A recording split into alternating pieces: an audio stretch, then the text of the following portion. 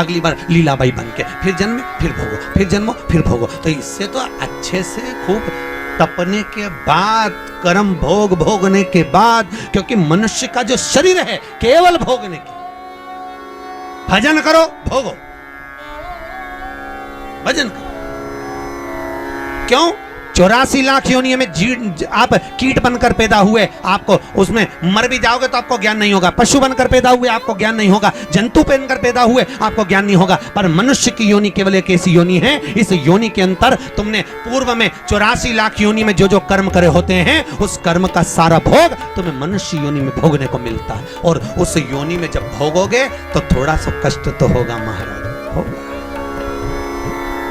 कई लोग कहते हैं हमारी पड़ोसन तो अगरबत्ती नहीं लगाती गुरुजी तो भी खुश, कभी मंदिर नहीं जाती पड़ोसन, कभी शंकर जी को लोटा भर पानी नहीं चढ़ाती तो भी भगवान खूब दे दिया, और हम तो रोज मंदिर जाएं, व्रत करें, उपास करें तो भी दुखी हैं। उसका क्या कारण है? तो शिव महापुराण में लिखा, एक बार देवऋषि नारद भगवान विष्णु के पास में पहुंचे और भगवान विष्णु से कहा, नारायण, दुनिया के लोग अगरबत्ती नहीं लगाएं, भगवान का पूजन नहीं करें, पाठ नहीं करें तो सुखी रहते हैं, और दुनिया के लोग भगवान का भजन पूजन करते हैं तो दुखी रहते हैं, ऐसा क्यों? भगवान विष्णु ने कुछ बोले नहीं। भगवान विष्णु बोले, मुझे भूख लग रही है, मेरे साथ पृथ्वी पे घूमने चलो।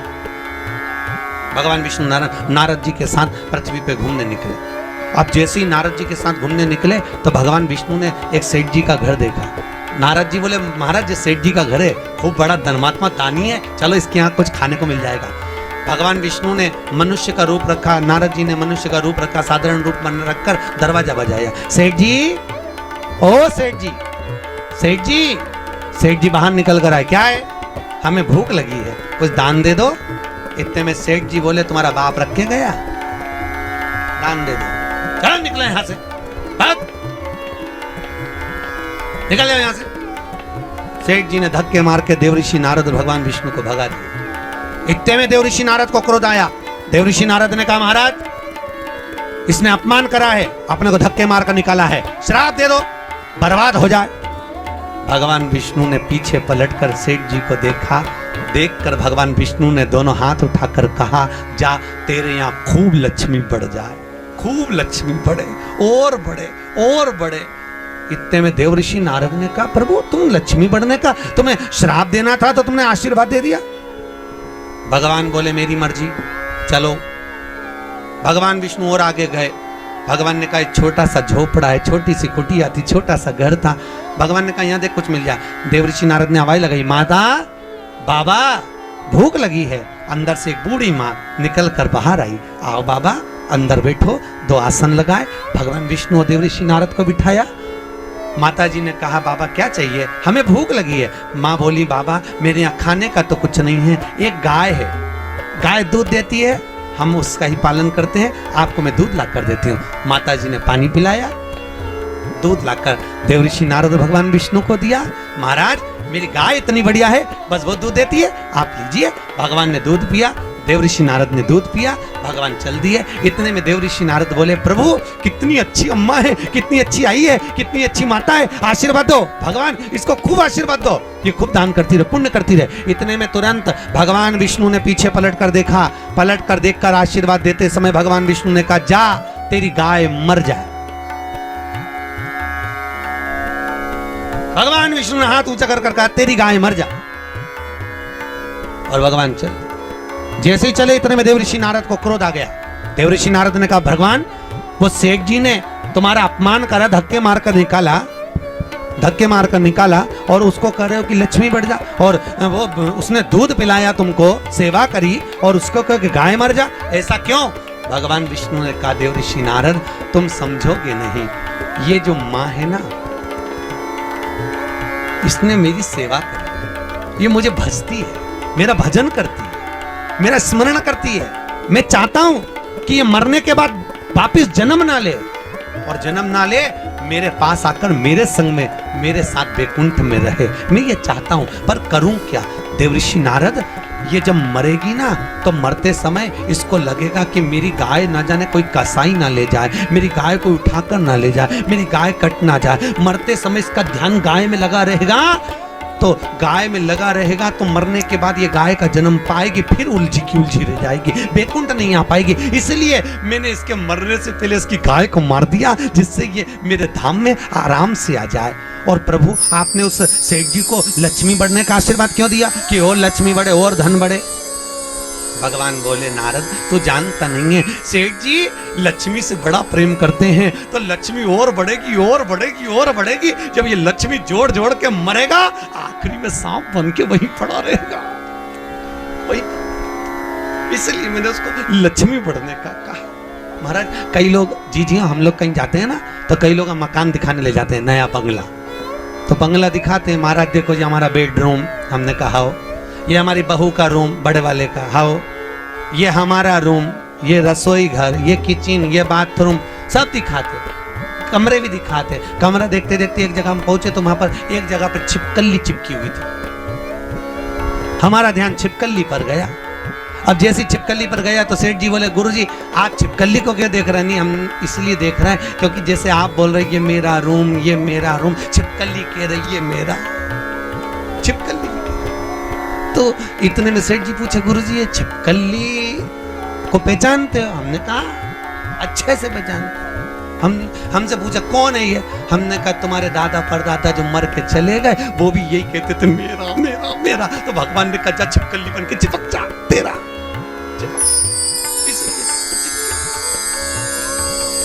आप में से कौन कौन छिपकली बनना चाहता है?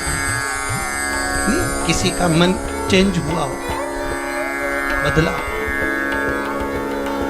कई माताएं कहती हैं अरे 6:30 बजे से कथा 9:30 बजे तक, घर कैसे छूटे, घर कैसे छूटे? याद रख लेना नहीं छूटेगा,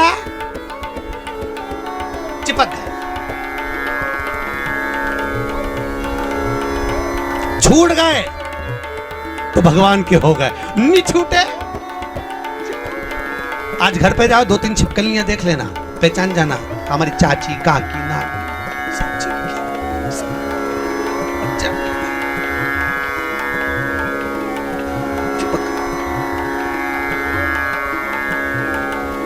और कल आओ तो अपनी अड़ोसन पड़ोसन से भी कह देना छिपकली नहीं बनना हो तो चल, और बनना हो तो तेरा तुझे रहना हो तो बात दूसरी। कितने दिन की कथा है? जम के तो बोलो 7 दिन, केवल 7। विवाह हुआ तो फेरे कितने डले? 7। शास्त्रीय संगीत के सुर कितने? 7। जन्म कितने दिन में हुआ? 7 दिन। कोई रविवार को, कोई सोमवार को, कोई मंगल, कोई बुध, कोई गुरु, कोई शुक्र, कोई शनि। मरोगे कब? यही 7 दिन। कथा कितने दिन की? 7 दिन की। वही 7 दिन हमारे जीवन के। रविवार को जन्म हुआ, सोमवार को बड़े हुए, मंगलवार को ब्याह हुआ, बुधवार को बच्चे हुए, गुरुवार को बीमार पड़े, शुक्रवार को हॉस्पिटल गए, शनिवार को सीताराम हो गए। अब समझ में ये नहीं आ रही कथा कौन से दिन सुनाऊं? कथा सुनने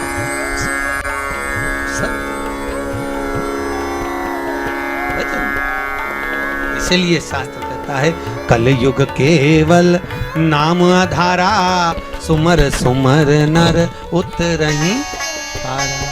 कलयुग में केवल नाम की आधारशिला महाराज कि कलयुग केवल नाम आधारा, सुमर सुमर नर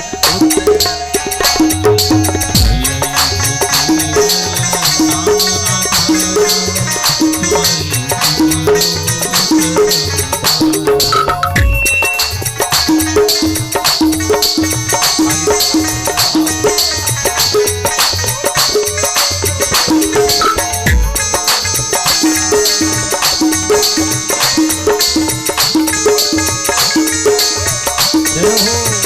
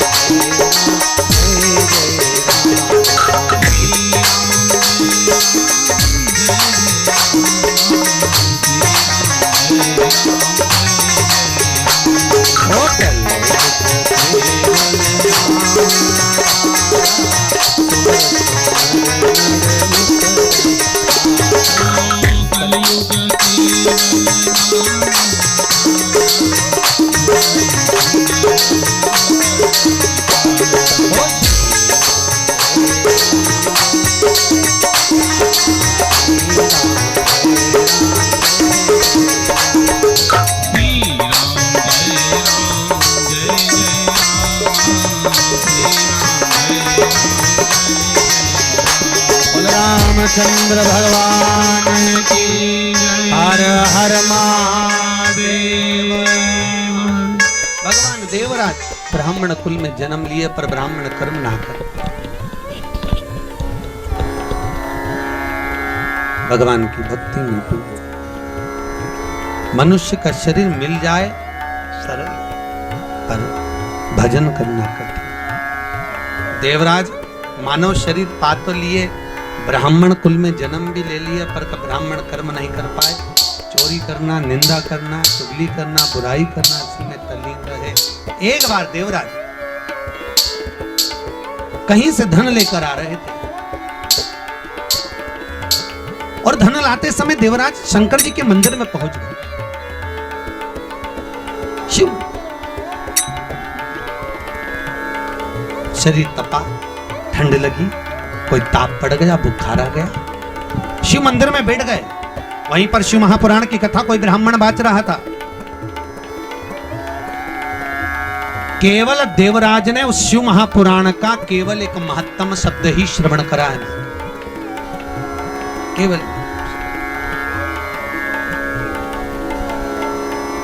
कथा सुनने का नियम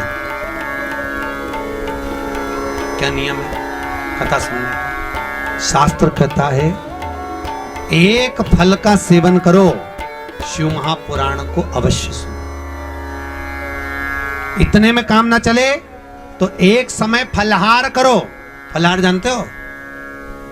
फरियाल नहीं बोला अभी मैंने, उसल साबुदाना ये कुछ भी नहीं बोला मैंने, तो वो फलहार, फल का हार करो। पर शिव महापुराण की कथा पूरी जम के बोलो, पूरी सुनो।